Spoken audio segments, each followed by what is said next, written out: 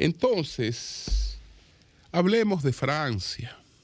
Hablemos de Francia y es hablar de una realidad que tiene, la que confluye en una serie de elementos que la hacen de un manejo sumamente difícil.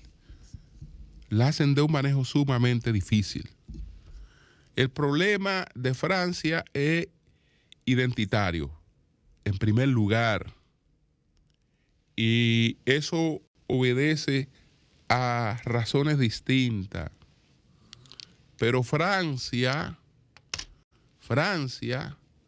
es un país grande que ha sido empequeñecido por su heroísmo. Entonces, sus grandes hazañas también se transformaron en tragedias. Está la referencia, una de las referencias más importantes de la llegada de la Ilustración, es la Revolución Francesa. Ese es uno de los acontecimientos, no el acontecimiento, pero sí uno de los acontecimientos que marca el salto de la Edad Media a la Edad Moderna, es la Revolución Francesa. Sin embargo, esa revolución que cambia el carácter del manejo de lo público, porque antes nos reíamos, eran las figuras regias, los reyes, cuyo mandato se entendía que emanaba de Dios, los que tenían toda la potestad de juzgar, de dirigir, porque tenían un mandato divino para eso.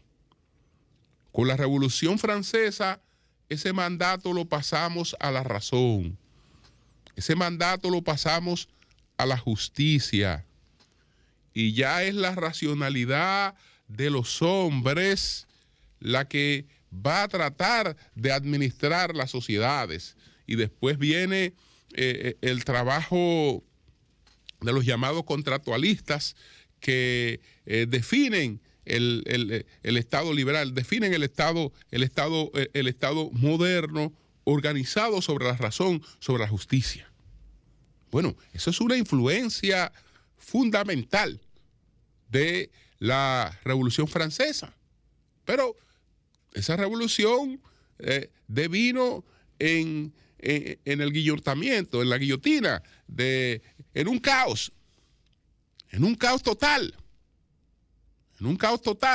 Bueno, parecido a la revolución haitiana. Un caos total devino después. Entonces, la figura que pudo haber suplido ese desastre se convierte en una de las figuras más grandes del mundo. Y fue tan grande que empequeñeció a Francia porque puso su grandeza por encima de todo y terminó empequeñeciendo a Francia, que fue Napoleón. Empequeñeciendo y humillando a Francia.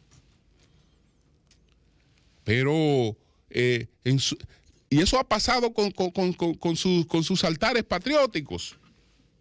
No hay un solo santo, bueno, digamos que el caso de Charles de Gaulle.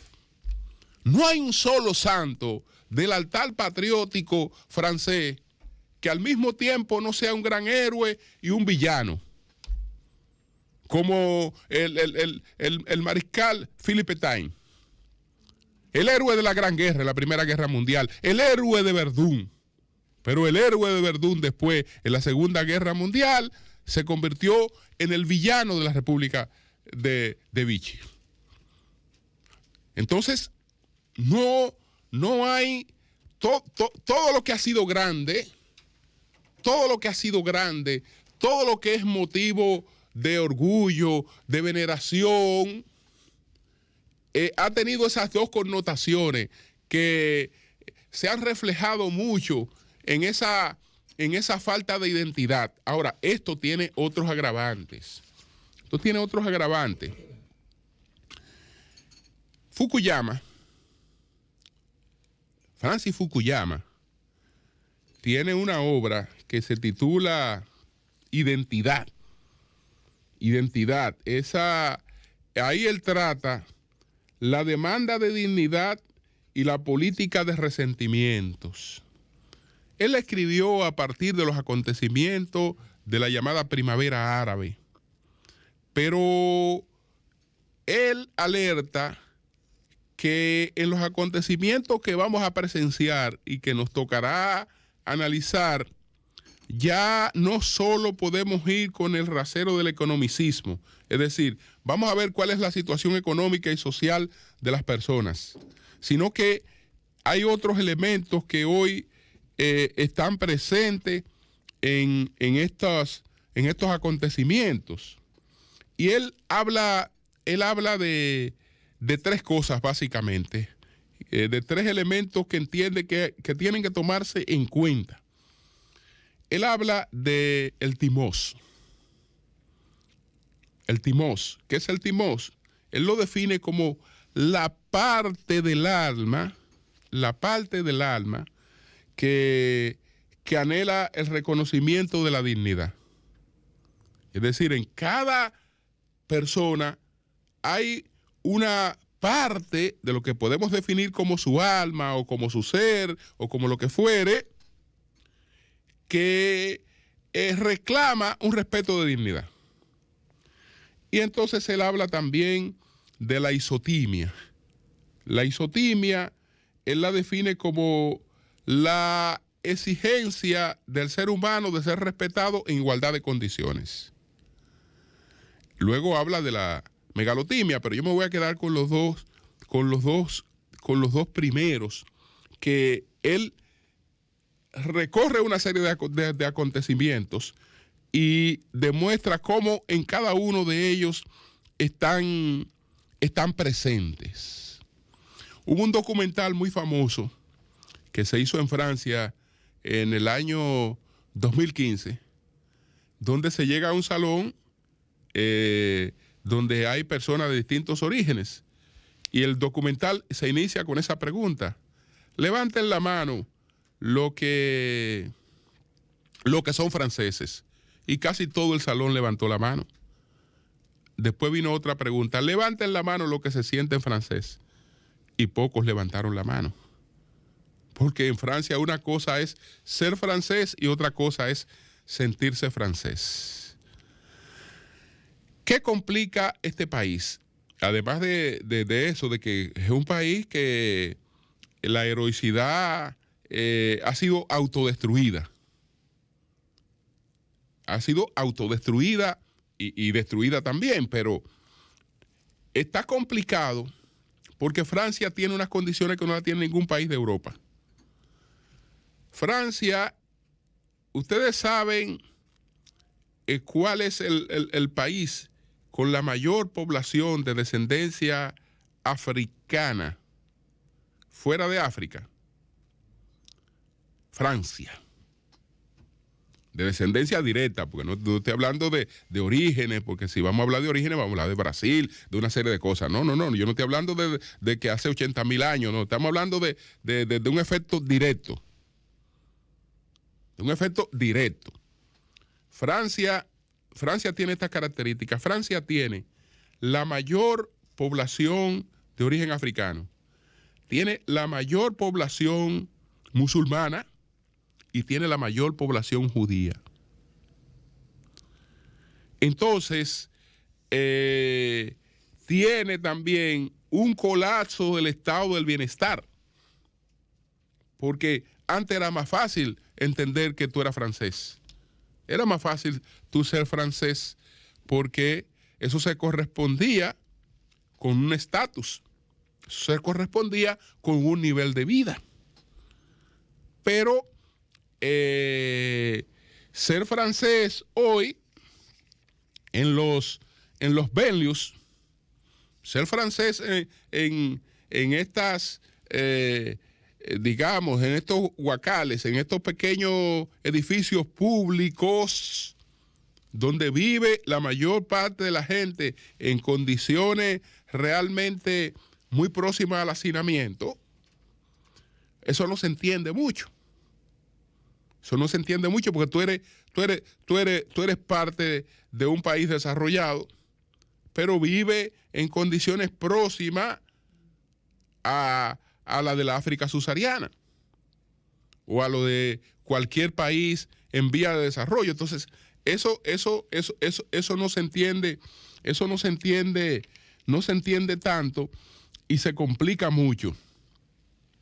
Por eso, ese acontecimiento que estamos presenciando ahora se ha hecho común en Francia. Se ha hecho común, revueltas de varias semanas. Las revueltas están caracterizadas por lo mismo. Esta vez el pretexto no, el hecho, porque no fue un pretexto, es decir, hubo una muerte de un jovencito de 17 años. Ese jovencito no debería estar muerto porque el asunto de ese jovencito fue que ese jovencito estaba manejando sin licencia, no se detuvo y le dispararon. No se detuvo y le dispararon. Y bueno, esto prendió a Francia por varias semanas, pero es lo que ha ocurrido. Eso fue lo que ocurrió, por ejemplo, en el 1983 ocurrió eso. Eso ocurrió en el 1990. Eso ocurrió en el 2005. Los 2005, ustedes recuerdan cuando la policía fue a un edificio que le habían reportado que habían unos jóvenes ahí en actividades de delincuencia de distinta naturaleza. Unos jóvenes se escondieron en las instalaciones de un transformador ahí eléctrica, se electrocutaron 2. Y eso fue lo que desató todos los acontecimientos del 2005. Pero lo propio se repitió en el 2016, en el 2020. ¿Se recuerda la cuestión esta de los chalecos amarillos, etcétera? Pero, ¿qué características tienen? No son protestas sencillamente frente al hecho que ocurrió. Son atentados contra todo lo que es una representación pública y contra lo que realmente beneficia a la gente, porque la élite no se transporta en los autobuses, no se perjudica directamente de ir a quemar las escuelas públicas. Señores, ustedes saben lo que es ir a quemar los cuarteles de los bomberos, irle a agredir a los bomberos, ir a agredir a los bomberos, los cuarteles de bomberos. ¿Bajo qué pretexto? Afectar los hospitales. Es decir, es cualquier cosa que sea una representación pública contra la que se atenta. Y estos hechos se toman, cuando mencionaba la palabra pretexto, no es quitando la importancia al hecho, sino que se toman como excusa para una serie de cosas que van más allá de los hechos. Bueno, ahora hubo una situación tan grave que hubo un alcalde que le lanzaron un carro con explosivo a su residencia familiar. Y a otro le intentaron quemar el vehículo y así por el estilo. Entonces, se trata de unos niveles de resentimiento muy difíciles de administrar y de sobrellevar. Porque es un país que se ha tornado muy complejo. Se ha tornado muy complejo. Ustedes saben lo que se hizo en Francia, para que ustedes vean que la fiebre no está en la sábana. Francia resolvió el problema de las diferencias raciales. La Asamblea Nacional Francesa se reunió en el 2018 y dijo: la palabra raza se me va del texto constitucional y de toda parte. No hay raza en Francia. Y prohibido en cualquier documento preguntarle a la persona cuál es su raza o de qué origen es. Entonces se dio el llamado daltonismo racial. Entonces, con el daltonismo racial, ellos pretendían resolver el problema de las diferenciaciones, pero las diferencias raciales que las hay, que se van creando por razones sociales, porque desde luego sabemos que esas son construcciones mentales, pero están ahí. Y no se borran sencillamente con eliminar expresiones, porque son situaciones de hecho. Entonces, a pesar del daltonismo racial, todas las diferenciaciones raciales están ahí intactas, pues creando una situación prácticamente de ingobernabilidad de un país europeo. Una situación de ingobernabilidad, de muy difícil manejo, que ellos tendrán que dedicarse a reconstruirla, porque no es fácil.